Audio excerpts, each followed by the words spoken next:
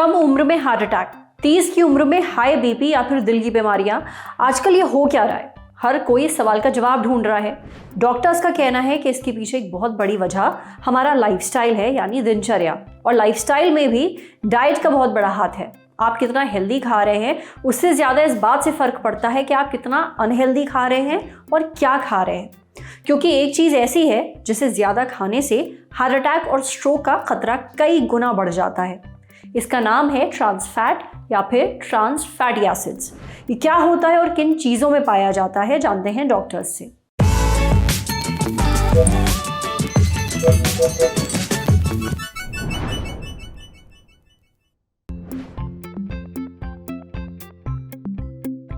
ये एलाइडिक एसिड्स होते हैं, 4 प्रकार के होते हैं, जो टेक्निकली चारों एलाइडिक एसिड्स हैं, जो हमारे को खाने से ही इनका अंदर हमारे में आते हैं। खाने के साथ ये जब एब्जॉर्ब हो जाते हैं, डाइजेस्ट होते नहीं हैं और रक्त में घूमने के कारण इनका ये हमारे को बुरा प्रभाव करते हैं। ट्रांस फैटी एसिड्स वो फैटी एसिड्स होते हैं जो हमारी बॉडी उनको डाइजेस्ट या मेटाबोलाइज नहीं करती है।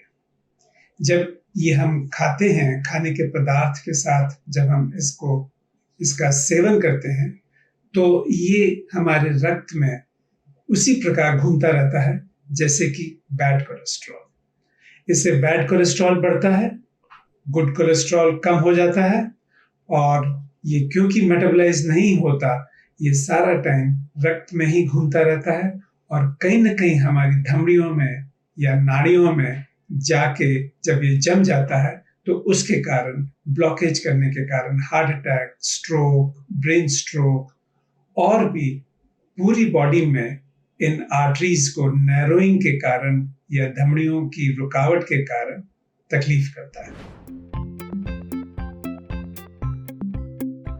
ये जो मार्जरीन है और फैट्स हैं, उस प्रकार के अनसैचुरेटेड फैट्स जो रूम टेम्परेचर पे ही सॉलिडिफाई हो जाते हैं या लिक्विड फॉर्म में नहीं रहते। सर्दियों में तो फिर भी कुछ ऑयल्स सॉलिड हो जाते हैं, लेकिन ये तो वो फैट्स हैं जैसे कि मार्जरीन है, बटर है और घी है, तो ये रूम टेम्परेचर पे ही इनको सॉलिड हो जाते हैं और क्योंकि अनसैचुरेटेड होते हैं, ये हमारे लिए बहुत ही हानिकारक है। अब जो खाने से ये आते हैं उसमें पॉपकॉर्न जो माइक्रोवेव में बना हुआ है, या फ्रोजन पिज्जाज हैं, या रेफ्रिजरेटेड डाउ है, या मैदा है, तो इनसे ये आते हैं। इसके अलावा सबसे ज्यादा हानिकारक होता है नमकीन और कुछ मिठाइयाँ। इनको जब बेक करा जाता है या इनको जब फ्राई करते हैं, तो फ्राई करने के टाइम पे ये जिन फैटी एसिड्स या फैट्स में जब ये आमतौर पे करते हैं, उनसे टेस्ट तो अच्छा हो जाता है और क्रिस्प हो जाता है, लेकिन ये हमारे लिए, हार्ट के लिए, ब्रेन के लिए, पूरी बॉडी के लिए हानिकारक है। अब इनको हटाने के लिए या इनको कम करने के लिए या इनका ना सेवन करने के लिए सबसे इम्पोर्टेंट है कि हेल्थ रेगुलेटरी बॉडी की रेगुलेशंस होनी चाहिए कि नमकीन में, मिठाई में, बेक्ड फूड्स में, बिस्किट्स में, मार्जरीन में, बटर में इनका जो अमाउंट है या क्वांटिटी है वो बिल्कुल मिनिस्क्यूल 0% के पास होना चाहिए। 0.5% भी नहीं होना चाहिए, उससे भी कम होना चाहिए। पर ये सारी चीजें गवर्नमेंट की रेगुलेशंस और FSSAI जो है वही ये चीजें कंट्रोल कर सकते हैं। हम फिर भी ये ध्यान कर सकते हैं कि उस प्रकार की चीजों का सेवन न करें जिनमें कि अभी जैसे मैंने ये उपरोक्त अभी बताया कि किन किन चीजों में ये आ सकता है। ट्रांस फैट आपकी सेहत के लिए खतरनाक होता है और ये किन चीज़ों में पाया जाता है ये तो आपको समझ में आ ही गया होगा, इसलिए इनसे जितना हो सके उतना दूर रहिए। अब बढ़ते हैं सेहत के अगले सेगमेंट की तरफ, तन की बात, जानिए दवाई को कभी भी दूध या जूस के साथ क्यों नहीं लेना चाहिए।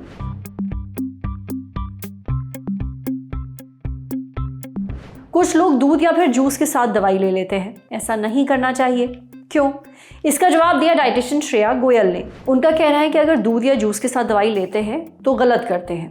दवाई हमेशा पानी के साथ लेनी चाहिए, क्योंकि अगर आप दवाई दूध या फिर जूस के साथ लेंगे तो हो सकता है कि कैल्शियम ब्लॉक हो, डाइट और ड्रग इंटरेक्शन हो, यानी आपस में इनका कोई कलेश हो। ये एसिडिक मीडियम चीजें आपके पाचन तंत्र को भी नुकसान पहुंचा सकती हैं। दूध या जूस के साथ दवाई लेंगे तो वो ब्लड स्ट्रीम में घूमती रहेगी, आपको इसका फायदा नहीं मिलेगा, उल्टा और नुकसान हो जाएगा। इसलिए दवाई हमेशा पानी के साथ ही लेनी चाहिए, समझे। अब आ रही है सेहत के आखिरी सेगमेंट की खुराक यानी झकासी हेल्थ टिप। जानिए अगर आपको डायरिया या फिर कब्ज जैसी प्रॉब्लम्स रहती हैं तो छाछ क्यों पीना चाहिए। अगर आपको डायरिया या कब्ज जैसी प्रॉब्लम्स रहती हैं तो छाछ पीजिए। छाछ यानी बटर मिल्क। छाछ एक फर्मेंटेड ड्रिंक होती है। अब फर्मेंटेड होने का क्या मतलब है? देखिए, किसी चीज़ का फर्मेंट होने का मतलब होता है यीस्ट या फिर बैक्टीरिया के कारण आने वाला केमिकल बदलाव। फर्मेंटेड चीज़ें जैसे कि डायरिया, कब्ज जैसी बीमारियों को होने से तो रोकती ही हैं, साथ ही पेट में होने वाली एसिडिटी और जलन जैसी समस्याओं से भी आराम दिलाती हैं। इन फर्मेंटेड चीज़ों में प्रोबायोटिक बैक्टीरिया पाए जाते हैं जिनसे फ़ायदा मिलता है। आज सेहत पर इतना ही।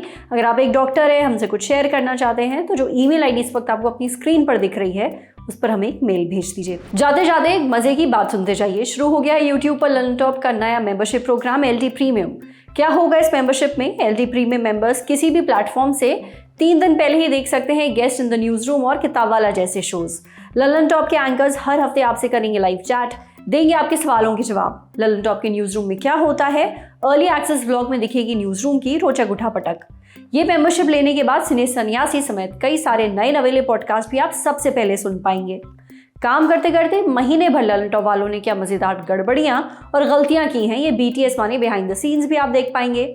मजेदार स्टिकर्स के साथ चैट कमेंट करके आप नजर आएंगे सबसे अलग। इन स्टिकर्स का इस्तेमाल आप YouTube के चैट और कमेंट्स में कर पाएंगे। इस मजे के लिए क्या करना होगा? जाना होगा ललन टॉप YouTube चैनल पर और ज्वाइन बटन दबाना होगा। सिर्फ 59 रुपए में मिलेगा महीने भर का ललन टॉप मजा। सूचना समाप्त। शुक्रिया।